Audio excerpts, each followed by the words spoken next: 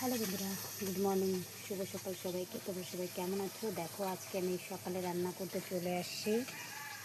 তো এটা হচ্ছে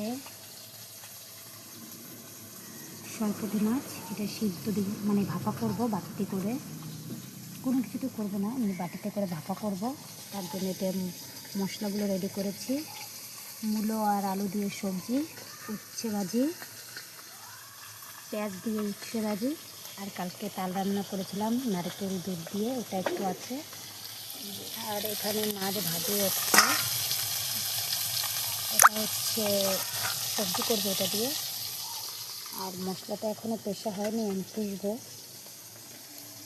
এটা দিয়ে মাছ ভাপাটা হবে। তো এটা হচ্ছে আজকে আমাদের সকালের মেনু।